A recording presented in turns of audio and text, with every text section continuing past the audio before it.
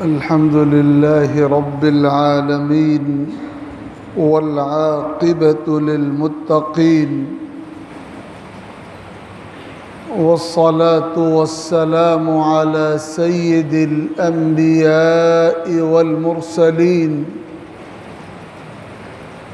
وعلى آله وصحبه أجمعين.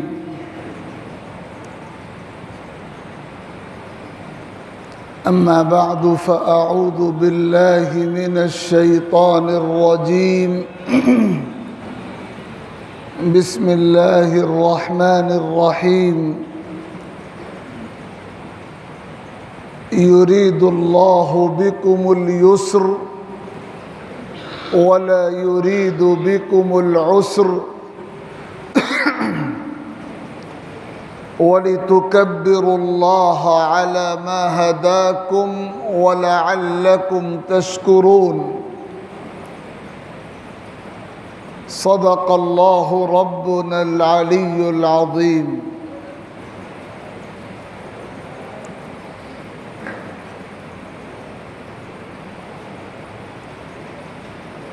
بزرگوں اور بھائیوں،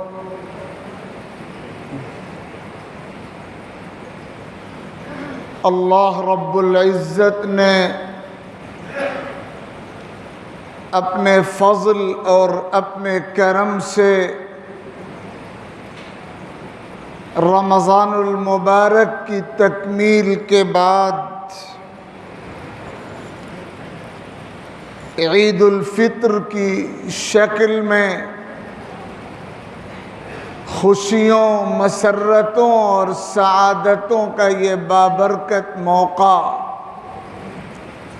ہم کو اور آپ کو عطا فرمایا ہے۔ اللہ رب العزت خوشی اور سعادت کے ایسے مواقع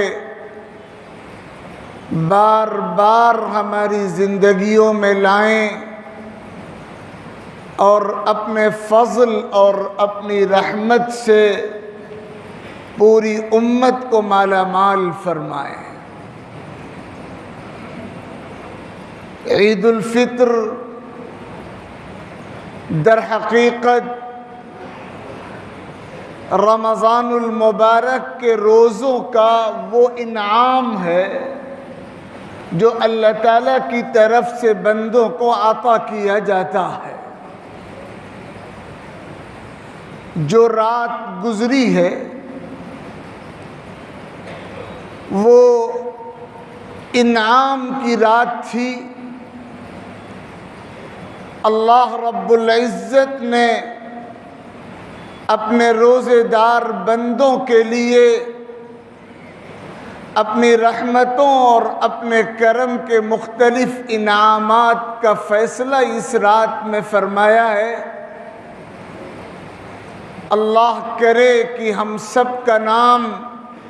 اللہ تعالیٰ کے رجسٹر میں انہی انعام پانے والے بندوں میں لکھا ہوا ہو۔ اللہ کے کرم سے ہمیں یہی امید ہے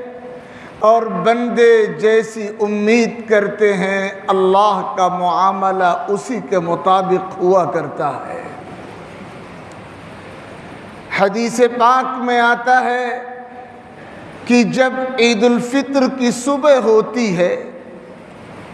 یکم شوال کی صبح، اور اللہ کے روزے دار بندے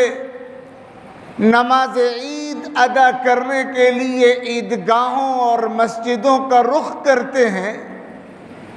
تو یہ وہ موقع ہوتا ہے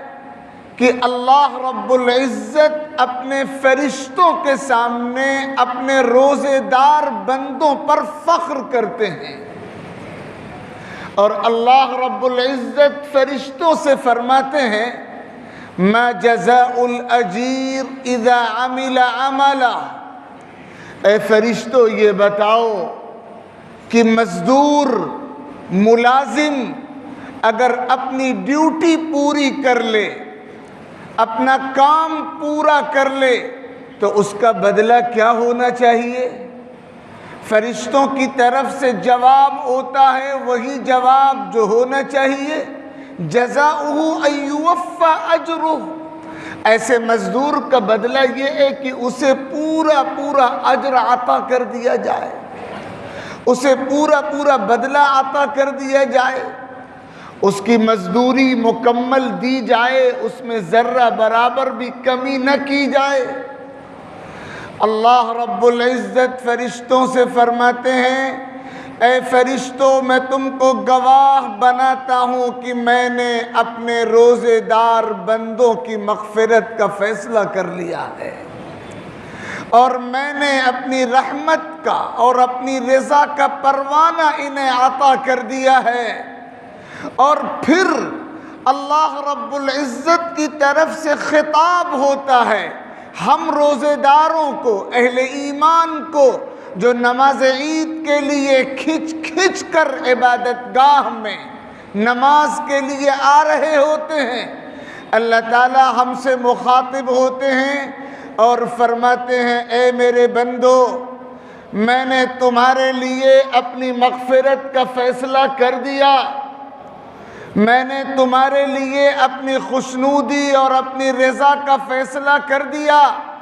تم کو جو کام سونپا گیا تھا تم نے وہ کام پورے طور پر انجام دے دیا،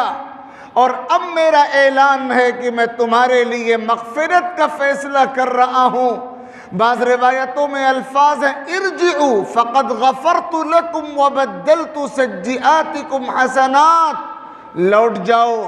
میں نے تمہاری مغفرت کر دی اور میں نے تمہارے گناہوں کو نیکیوں سے تبدیل کر دیا۔ ارجعوا مغفورا لکم، لوٹ جاؤ، تمہاری مغفرت کا اعلان کیا جاتا ہے۔ اللہ کے نیک بندے، روزے دار بندے، عبادت گزار بندے جن کے حق میں یہ اعلان ہو رہا ہوتا ہے، وہ مغفرت کا پروانہ لے کر عیدگاہ سے لوٹتے ہیں۔ اللہ رب العزت ہم سب کو انہی میں شامل فرمائے۔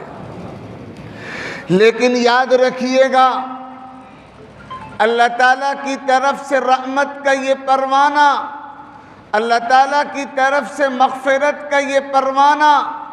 اللہ تعالیٰ کی طرف سے رضامندی کا یہ پروانہ ان خوش نصیبوں کے لیے ہے، ہر ایرے غیرے کے لیے نہیں ہے۔ ان خوش نصیبوں کے لیے ہے جنہوں نے رمضان کی قدر پہچانی ہوگی، جنہوں نے روزوں کا حق ادا کیا ہوگا، جنہوں نے تراویح کا اہتمام کیا ہوگا، جنہوں نے گناہوں سے اپنے آپ کو بچائے رکھا ہوگا، جنہوں نے نیکیوں کا جذبہ پروان چڑھایا ہوگا، جنہوں نے جسمانی مشقت بھی برداشت کی ہوگی، اور اللہ نے جو مالی وسعت عطا کی ہے اس میں سے اللہ کے راستے میں خرچ کیا ہوگا۔ غرضے کی نیکی کی جتنی صورتیں ہیں، جنہوں نے نیکی کی ان صورتوں پر عمل کیا ہوگا، اللہ تعالیٰ کی طرف سے سچی بخشش اور مغفرت اور رحمت کے اقدار وہی خوش نصیب ہوں گے۔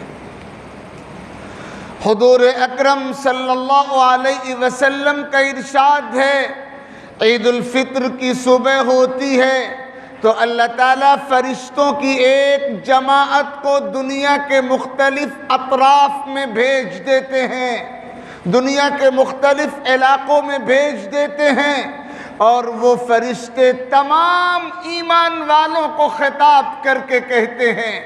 اگرچہ انسان اس آواز کو نہیں سن پاتے،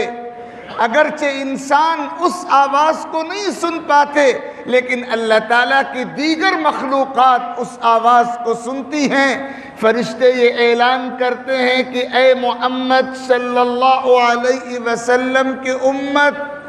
چلو اس کریم رب کی بارگاہ کی طرف، دوڑو اس کریم و مہربان پروردگار کے دربار کی طرف جو تمام گناہوں کو معاف کر دینے والا ہے اور جو بے حد و بے حساب عطا فرمانے والا ہے، جو دینے پر آئے تو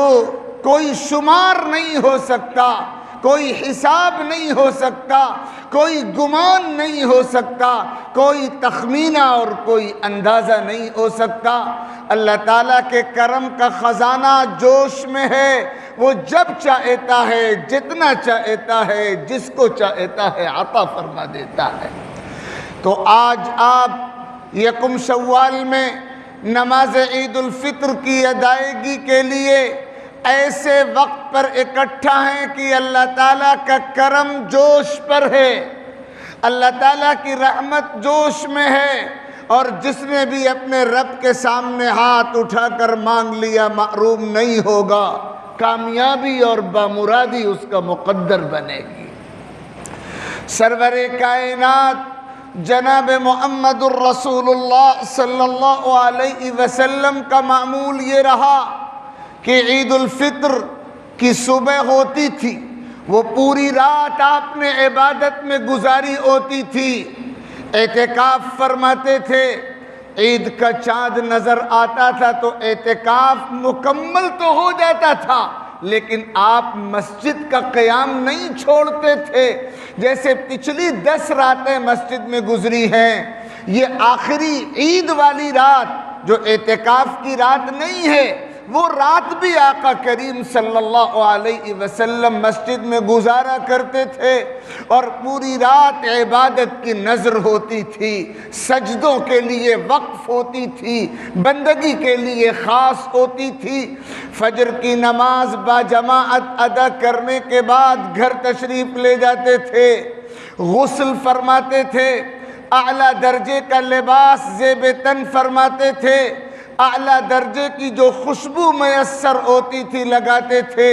اور کھجور تناول فرماتے تھے، اور پھر اس کے بعد تکبیر کہتے ہوئے عیدگاہ کی طرف روانہ ہوتے تھے۔ جانے کا راستہ الگ ہوتا تھا، آنے کا راستہ الگ ہوتا تھا، زبان پہ تکبیر کے بول ہوتے تھے، اور نماز عید کی ادائیگی سے پہلے صدقہ فطر ادا کرتے تھے، اور فرمایا کرتے تھے کہ اللہ تعالیٰ نے صدقہ فطر کو مقرر فرمایا ہے طہرۃ للصائمین وطعمۃ للمساکین، یہ تمہارے روزوں کی کمیوں کا کفارہ بھی ہے، تمہاری عبادتوں میں روزوں میں جو کمیاں رہ گئی ہیں ان کمیوں کی تلافی بھی صدقہ فطر سے ہوگی، اور غریبوں کا حق بھی اس سے ادا ہوگا، اور ان کا گھر بھی آباد ہوگا، ان کی ضروریات بھی پوری ہوں گی۔ اور پھر اس کے بعد آپ عیدگاہ تشریف لے جاتے تھے، اور پھر نماز ہوتی تھی زائد تکبیروں کے ساتھ، اور پھر آپ کا خطبہ ہوتا تھا جس میں آپ امت کو نصیحت فرماتے تھے، اور پھر اس کے بعد آپ اس حال میں واپس آتے تھے کہ نہ تو آپ نماز عید سے پہلے کوئی نفل نماز پڑھتے تھے، اور نہ نماز عید کے بعد کوئی نفل نماز پڑھتے تھے، اور نہ نماز عید کے لیے کوئی اذان ہوتی تھی، نہ کوئی اقامت ہوتی تھی۔ یہ 10 حدیثوں کا خلاصہ ہے جو میں نے آپ کی خدمت میں پیش کیا، یہ ہے حضور اکرم علیہ الصلاۃ والسلام کا خاص معمول۔ اللہ تعالیٰ نے عید الفطر کا یہ موقع ہمیں عطا فرمایا۔ میں نے خطبے میں قرآن مجید کی ایک آیت کا ایک ٹکڑا تلاوت کیا تھا، جس میں اللہ تعالیٰ نے عید الفطر کے 2 مقاصد اور 2 فوائد بتائے ہیں۔ وَلِتُكَبِّرُوا اللَّهَ عَلَى مَا هَدَاكُمْ وَلَعَلَّكُمْ تَشْكُرُونَ۔ اللہ تعالیٰ نے عید الفطر کا یہ موقع اس لیے دیا تاکہ تم اللہ کی نعمتوں پر اللہ کی کبریائی کا اعلان کرو۔ اللہ تعالیٰ کی کبریائی کا اعلان، اللہ تعالیٰ سب سے بڑے ہیں، مالک مطلق ہیں، قادر مطلق ہیں، حاکم مطلق ہیں، مالک الملک ہیں، قاضی الحاجات ہیں، بندہ نواز ہیں، مشکل کشا ہیں، سب کچھ انہی کے قبضے میں ہے۔ الا لہ الخلق والامر، اسی کے قبضے میں سب کچھ ہے۔ هو الاول والآخر والظاہر والباطن، وہی اول بھی ہے، آخر بھی ہے، ظاہر بھی ہے، باطن بھی ہے، وہ سب کچھ ہے۔ اس عقیدے کا اعلان نبی پاک صلی اللہ علیہ وسلم کو حکم ہے، وَرَبَّكَ فَكَبِّرْ، اپنے رب کی کبریائی کا اعلان کیجئے۔ آج کے دن جو عمل مسنون ہے آقا کریم صلی اللہ علیہ وسلم سے، وہ تکبیر کا عمل ہے۔ اللہ اکبر، اللہ اکبر، لا الہ الا اللہ، واللہ اکبر، اللہ اکبر وللہ الحمد، یہ عمل ہے تکبیر کا۔ عید الفطر کا سب سے پہلا کام، سب سے پہلا مقصد یہ بتایا گیا کہ تم اللہ تعالیٰ کی نعمتوں پر اس کی کبریائی کا اعلان کرو، اور دوسرا کام بتایا گیا اللہ تعالیٰ کی نعمتوں کا شکر ادا کرو۔ اللہ تعالیٰ نے عید الفطر کا موقع شکر کا موقع رکھا ہے۔ یہ اللہ کا کرم ہے کہ اس نے رمضان عطا فرمایا تھا، اس کی رحمت ہے کہ روزوں کی توفیق ملی، اس کی عنایت ہے کہ تراویح کا موقع ملا، اس کا کرم بالائے کرم تہجد کی سعادت عطا کی، شب قدر عطا کی، راتوں کو جاگنا عطا کیا، خوش نصیبوں کو اعتکاف کی سنت پر عمل کا جذبہ عطا کیا، صدقہ و خیرات و زکوٰۃ کی ادائیگی کی عبادت کی توفیق بخشی، غریبوں کی مدد کا جذبہ عطا کیا، قوم کے نہ جانے کتنے پریشان آلوں کے لیے مدد کا ہاتھ بڑھانے کی توفیق عطا فرمائی۔ یہ اللہ کا کرم ہے، جو کچھ ہوا ہے اسی کے کرم سے ہوا ہے، اور جو کچھ آئندہ ہوگا اسی کے کرم سے ہوگا۔ اس کے کرم کے بغیر نہ کچھ پہلے ہوا تھا، نہ کچھ اب ہو رہا ہے، نہ کچھ آئندہ ہو سکے گا۔ اس لیے اس کرم پر شکر ادا کرنا، اپنی زبان سے بھی، اپنے دل سے بھی، اپنے پورے سراپا سے، اپنے پورے وجود سے اللہ کے دربار میں شکر گزار بننا، یہ ہے عید الفطر کے موقع پر کیا جانے والا دوسرا کام۔ حدیث پاک میں آتا ہے بندہ اللہ کی نعمت کو یاد کرے اور سچے دل سے ایک بار بھی الحمدللہ کہہ دے، کرم کے دروازے کھل جاتے ہیں، رحمتوں کے دروازے کھل جاتے ہیں۔ تو پہلا کام ہے اللہ تعالیٰ کی کبریائی کا اعلان، اور دوسرا کام ہے اللہ تعالیٰ کی نعمتوں کا شکر، اور تیسرا کام جو عید الفطر کے موقع پر بنیادی کام ہے، اپنے دلوں کو عداوتوں کی گندگیوں سے پاک کرنا۔ بلکہ دیکھا جائے تو یہ سب سے بنیادی کام ہے، اور عید کے منبر سے یہ پیغام حضور پاک علیہ الصلاۃ والسلام کی زبانی اور ان کے نائبین اور وارثین اور جانشینوں اور ان کے مشن کے امینوں کی زبانی بار بار امت تک منتقل کیا جاتا ہے۔ اللہ کے بندو، مدت گزر گئی، ہمارے دلوں کو گندا ہوئے، ایک لمبی مدت سے ہم نے اپنے سینوں میں بغض کی غلاظتیں بسا رکھی ہیں اور کینوں کی گندگیاں پال رکھی ہیں۔ نہ جانے کتنوں کے لیے ہمارے دلوں میں بدگمانیاں ہیں، نہ جانے کتنوں کے لیے ہمارے سینوں میں نفرتوں کی گرد بیٹھی ہوئی ہے، نہ جانے کتنوں سے ہماری عداوتیں ہیں، نہ جانے کتنوں سے ہمارے تعلقات کی تلخیاں ہیں، ہمارے تعلقات کے بگاڑ کی صورتیں ہیں۔ دنیا دار تو دنیا دار ٹھہرے، غیر مسلم تو غیر مسلم ٹھہرے، ایمان رکھنے والے اور دیندار اور دین کا کام کرنے والے اور دینی خدمت کرنے والے اور نہ جانے کن کن شکلوں میں دین کا کام کرنے والے افراد نے بھی اپنے دلوں کو گندا کر رکھا ہے۔ یہ موقع ہے عید الفطر کا موقع کہ ہم یہ طے کر لیں کہ ہمیں اپنے دلوں کو عداوتوں کی گندگی سے پاک کرنا ہے، ہمیں اپنے دلوں کو بغض کی گندگی سے پاک کرنا ہے۔ میں کہا کرتا ہوں اور دوبارہ عرض کرتا ہوں، آپ یہ طے کر لیں اللہ کے اس گھر میں کہ نماز عید کے بعد آپ اپنے قدم مسجد سے بعد میں نکالیں گے، اپنے دلوں سے کینوں اور عداوتوں کی گندگیاں پہلے نکالیں گے۔ اپنے سینوں سے بغض کی گندگیاں پہلے نکالیں گے۔ اور یاد رکھو، اللہ کے دین کا کام کرنے والے چاہے جتنے ناقص کیوں نہ ہوں، ان کے تعلق سے اپنے دلوں میں برے گمان مت لاؤ۔ افراد سے بدگمانی بھی جائز نہیں ہے، چاہے جائے کہ دین کی نسبت پہ بدگمانی ہو تو اس کی تو قطعاً اجازت نہیں ہے۔ اللہ تعالیٰ نے دین کے مختلف شعبے رکھے ہیں۔ تعلیم مستقل شعبہ ہے، تربیت مستقل شعبہ ہے، دعوت مستقل شعبہ ہے، تبلیغ مستقل شعبہ ہے، تفسیر قرآن مستقل شعبہ ہے، خدمت خلق مستقل شعبہ ہے، غریبوں کی مدد مستقل شعبہ ہے، غریبوں کے کھانے کا پرماننٹ انتظام مستقل شعبہ ہے۔ ہر کام دین کا کام ہے۔ یہ اللہ تعالیٰ کا نظام ہے، تکوینی نظام، غیبی نظام، عالم بالا میں طے شدہ نظام کہ اللہ تعالیٰ اپنے کسی بندے کو دین کے ایک شعبے کی خدمت کے لیے کھڑا کرتا ہے، کسی کو دوسرے شعبے کی خدمت کے لیے کھڑا کرتا ہے۔ کچھ خوش نصیب ایسے ہوتے ہیں جن کو ایک سے زائد شعبوں میں کام کرنے کے لیے اللہ تعالیٰ کھڑا کرتا ہے۔ دین کے تمام شعبوں میں،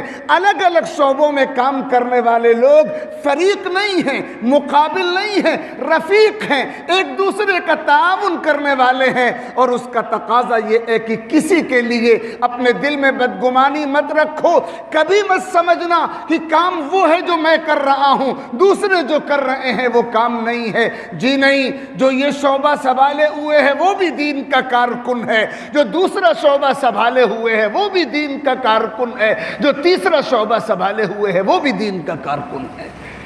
اصل مقصد تو اللہ تعالیٰ کی رضا ہے۔ اصل مقصد غریبوں کو کھانا کھلانا نہیں ہے، اصل مقصد مدرسے میں پڑھنا پڑھانا نہیں ہے،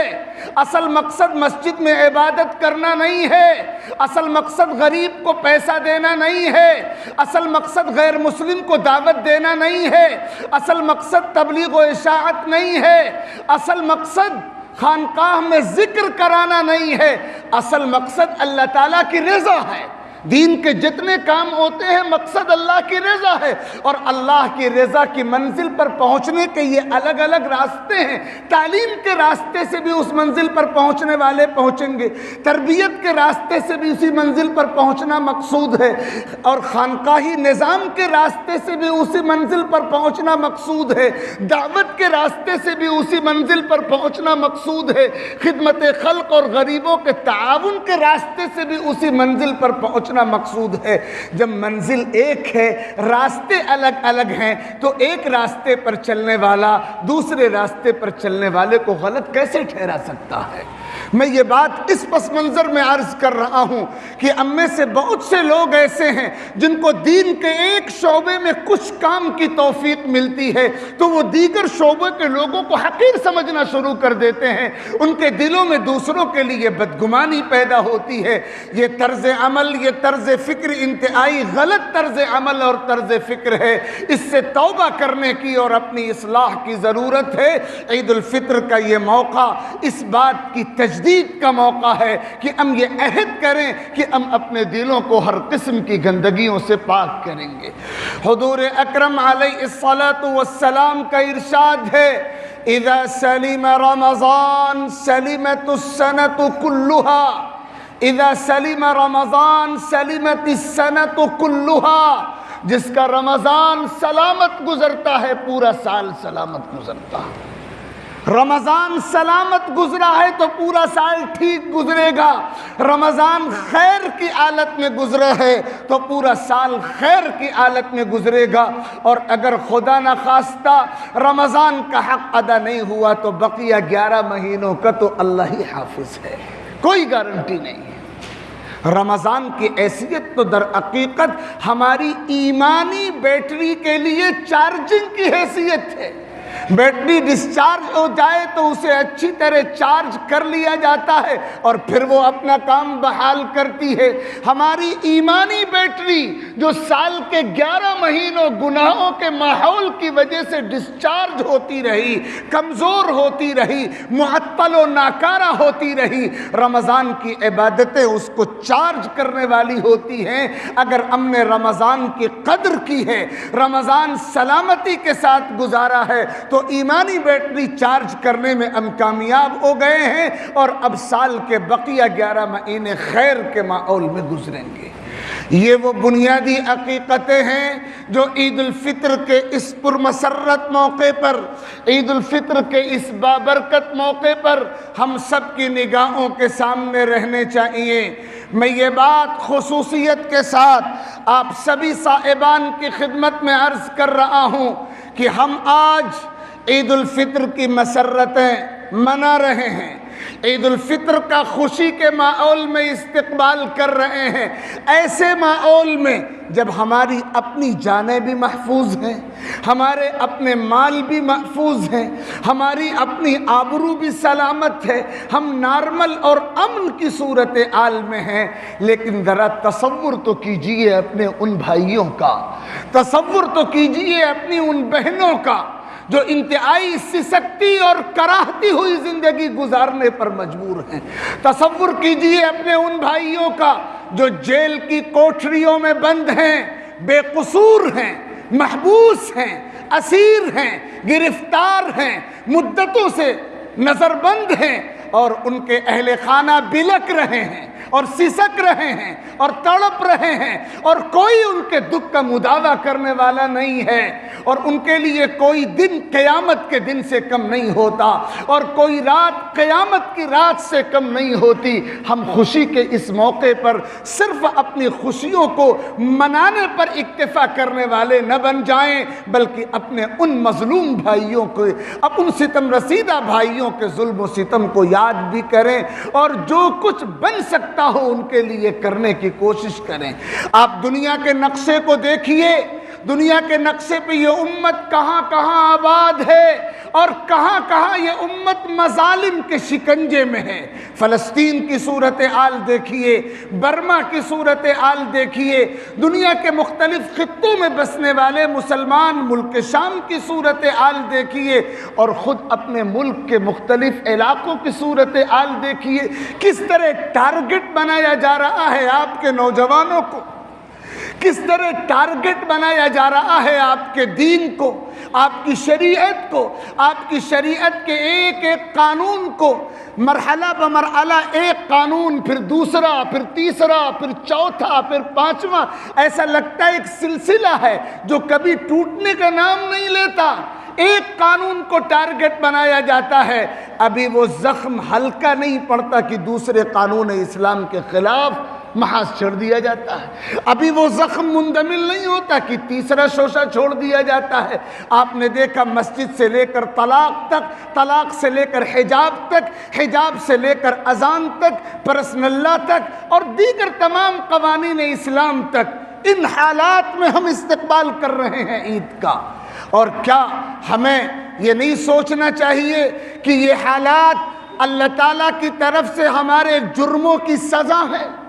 یہ حالات اللہ تعالیٰ کی طرف سے ہمارے کرتوتوں کا وبال ہے۔ ہم اپنے کردار پر نظر ڈالیں، جب بھی خطرناک حالات سامنے آتے ہیں تو ہم اس کا دوش دوسروں کے کندھوں پر ڈال کر بے فکر ہو جاتے ہیں۔ یہ طریقہ سچے ایمان والوں کا طریقہ نہیں ہوتا۔ وَمَا أَصَابَكُم مِّن مُّصِيبَةٍ فَبِمَا كَسَبَتْ أَيْدِيكُمْ، قرآن کہتا ہے جو مصیبت تم پر آتی ہے وہ تمہارے کرتوتوں کا نتیجہ ہوتی ہے۔ اور ایک جگہ تو عمومی انداز ہے، ظَهَرَ الْفَسَادُ فِي الْبَرِّ وَالْبَحْرِ بِمَا كَسَبَتْ أَيْدِي النَّاسِ لِيُذِيقَهُم بَعْضَ الَّذِي عَمِلُوا لَعَلَّهُمْ يَرْجِعُونَ، کہ خشکی اور تری میں فساد اس لیے غالب آیا کہ لوگوں کے کرتوت برے تھے، اللہ ان کو ان کے کیے کی سزا چکھانا چاہتا تھا تاکہ سزا چکھیں اور ہوش میں آئیں اور باز آئیں اپنے طرز عمل سے۔ تو ان سخت حالات کے ذریعے اللہ ہم کو متنبہ کر رہا ہے، وارن کیا جا رہا ہے، ہمیں ڈرایا جا رہا ہے، ہمیں پیغام دیا جا رہا ہے کہ اب ہم باز آ جائیں، اپنے طرز عمل پر نظر ثانی کریں۔ کب تک ہم ملت کی فکر سے بے پرواہ رہیں گے؟ اور کب تک ہم صرف کھانے اور کمانے کی مشین بنے رہیں گے، اور کب تک ہم دوسروں کی ٹانگ کھینچنے کو اپنا مشغلہ بنائے رکھیں گے، کب تک ہم دوسروں کی ٹوپیاں اور پگڑیاں اچھالنے پر اپنے آپ کو اکتفا کرنے والا بنائے رکھیں گے۔ اب موقع ہے کہ ان تمام فضولیات و لغویات کو چھوڑ کر ان کاموں کی طرف آیا جائے جو کام ہمیں اللہ تعالیٰ کی طرف سے سونپے گئے ہیں۔ دنیا کے نقشے پہ یہ امت اپنا کھویا ہوا وقار اسی وقت واپس حاصل کر سکے گی جب اس مشن پر آئے گی جو مشن اسے سونپا گیا ہے، ان گناہوں سے بچے گی جن گناہوں سے بچنے کی تلقین کی گئی ہے۔ اگر ہم اپنے اندر کی دنیا میں تبدیلی پیدا کرنے کا فیصلہ کر لیں گے تو باہر کی دنیا میں آپ سے آپ تبدیلی پیدا ہو جائے گی۔ اس لیے آج کا یہ موقع،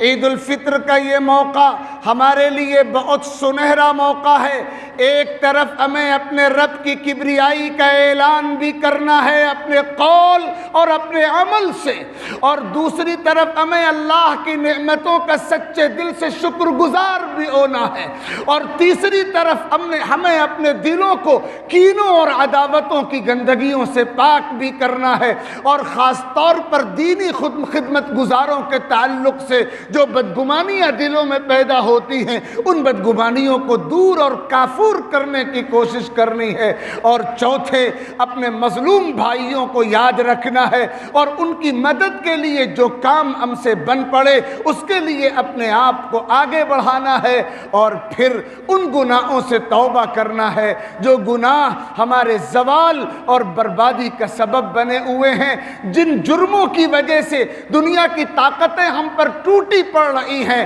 اور ہمیں آسان نوالا اور تر لقمہ سمجھ کر نگلا اور اگلا اور پھینکا اور دبایا اور کچلا جا رہا ہے۔ ہمیں اس صورتحال پر غور کرنا پڑے گا۔ حضور پاک صلی اللہ علیہ وسلم نے تو بس 2 لفظوں میں قصہ تمام فرمایا ہے کہ مسلمانوں وہ دور آئے گا کہ دنیا کی تمام طاقتیں تم پر چڑھ پڑیں گی، ایسی دوڑیں گی اور ایسی ٹوٹیں گی جیسے بھوکے کھانے کی پلیٹوں پر ٹوٹے پڑتے ہیں۔ صحابہ نے پوچھا تھا کیا ہماری تعداد اس دن کم ہوگی؟ فرمایا نہیں، تعداد بہت ہوگی، وَلَكِنَّكُمْ غُثَاءٌ كَغُثَاءِ السَّيْلِ، لیکن تم سیلاب کے تنکوں کی طرح بے اثر ہوگے۔ اور اس کی وجہ بتائی، حب الدنیا وکراہیت الموت، دنیا کی محبت تمہارے دلوں میں جڑ پکڑ لے گی اور تم موت اور قربانی کو ناپسند کرنے لگو گے۔ جو قومیں دنیا کی محبت اپنے دل میں بسا لیتی ہیں اور جو قومیں مرنے سے ڈرنے لگتی ہیں، قربانی سے پیچھے بھاگنے لگتی ہیں،